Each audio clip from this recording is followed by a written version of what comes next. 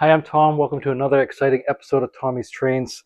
This is the Lionel North American Express complete 027 gauge train set. And I've taken the track out, but it came with two remotes, crossover, 15 sections of curve, 23 sections of straight track. A lot of track with this train. And like I said before, I love the color and everything of these train sets. Train set right here has pan scraper, which I just need to put the pan back in here. And it also came with this bulldozer kit, which is still in the bag, but open. And for some reason, people go absolutely bonkers over this specific flat car and the scraper bulldozer combination. Some people, they just go nuts, and I don't know what that's all about. But here's the instructions for the scraper and the ones for the bulldozer.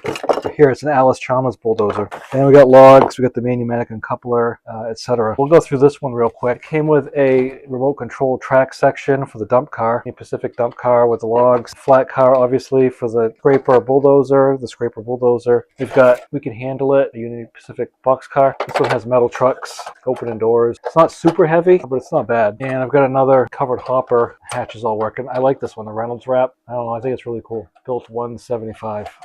These cars, I have a love-hate relationship with them. I mean, they're neat, they're cool, but I also hate them. If you put more than one level of cars on it, they dump, and then you've lost the whole train. It's just that they're all the same. The trucks are really wobbly on them, and some of the train sets came with a 2-level. This is a 3-level. So when you start piling cars on this, Matchbox cars will fit in there fine. But when you start piling cars on it, you go around a corner, it'll dump. One of the neater cars that came with this is this Tropicana car. The Tropicana car, it's got a metal frame on it. It's a reefer. The doors want to open by the looks of it. Do they open? The track is there, both top and bottom, and I just don't know how it works exactly, but the Tropicana built 175 with a little Hawaiian girl on it that I remember from being a kid. So that's kind of a cool car.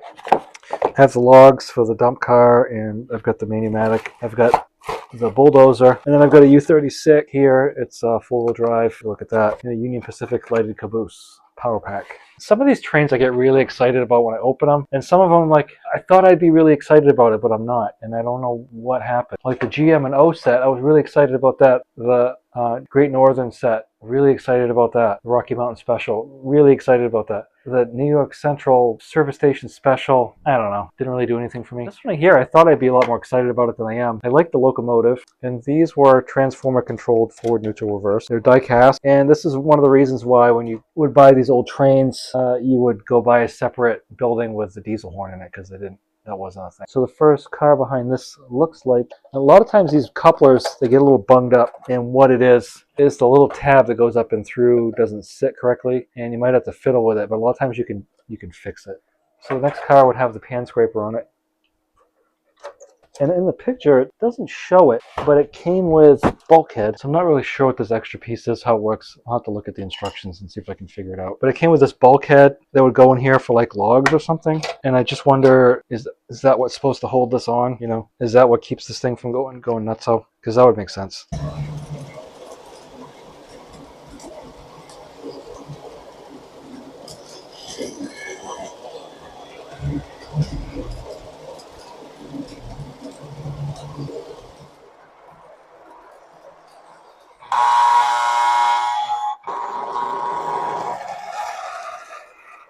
Taking a look at this train, this is classic 1970s, transformer controlled forward, neutral, reverse. You get the hum of the pull-more motor, but it's only 4-wheel drive, but the engine's pretty heavy. So how do these work on the trestles? I don't know. I don't have a trestle set up. Maybe some of you who have a trestle set up can tell me how well they do. I'm feeling like they probably don't do that great. Maybe they do okay. I don't know. Maybe you have to go backwards with it. I do know if you put the wheels in the front, it tends to not have as much traction as it would if you put them in the back, because it's squatting down and putting the weight on it. Just the weight transfer seems to make a big difference. What do I think of this train? I think it's a cool train, and I don't think I would have been upset if I'd have gotten it under the Christmas tree, for sure. There's a lot of track with this train set, and it's got a lot of features like the dump car, the switches, and like I said, this bulldozer scraper thing, I don't know what it is, but people will bid these out of sight and go crazy about it, especially if they're new in the package. I don't have a box for it, which I'm baffled why some of these sets had boxes, some didn't. Like the top of the line ones usually did have them, but this one didn't. And I don't know what's behind that. I can tell you that most of the starter sets, the cars had plastic wheels and they were super light, and they only had couplers on one side. So the further up you went with the quality of the sets, the better the quality of the cars. And so Lionel would say, the plastic wheels were like a safety precaution for kids. So if they put the wheels on crooked, they wouldn't get shocked and sparked. And that makes sense, but you lose a lot of weight that way. So the pan scraper car is pretty neat. Tropicana car, I do like this.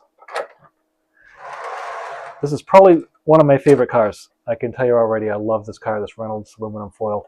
Just the aluminum color on the graphics, the blue and silver, this one really pops. And it doesn't have like the cheap plastic look to it. A lot of these have, like the red ones, they really just kind of bleed through and they look cheap. But that one looks good. And these right here are a dime a dozen, these dump cars. And where would the brake wheel go on this? I don't know. These right here are the, I don't know how they go on exactly. I think it's broken, but these are the little things that go on, keep the cars from falling out the back. I hate these. Norfolk and Western trailer train auto rack car. I'm not even sure people would buy those on eBay. I hate them. Personally, I hate them. And the cabooses, the last caboose had little lighted lanterns on the back of it, which was kind of cool. Safety's the golden rule, built 175. So this was probably the top of the line set for 1975. I feel like it's safe to say. And like I said, I'll never stop complaining about the lack of a rear coupler on these. The Locomotive is a good train. I'm happy with it, and I like Union Pacific. It's not my favorite, livery, but I like it. So I'd say if you can get the set, what's reasonable for a set like this, maybe $150, $200. If you have all the track, if it was brand new in the box, like plastic, $300, $350 probably. In this condition, it's around $100, and it's been played with. It's not terrible. It's not all stove up. All the parts are here, but it's not perfect. So what do you think? What's your favorite train? Would you buy this train? Did you have this train, North American Express? It's a decent train, but I'm not in love with it. So will I hang on to it? I don't know. And like I said, I don't get rid of trains until around Thanksgiving. Like sometime around Thanksgiving, I start listing trains. So I've got most of a year before I have to decide what to do with it, and we'll make a choice then. But anyway, I appreciate you watching today. And if you have any questions, comments, concerns, I really want to hear them. Thanks.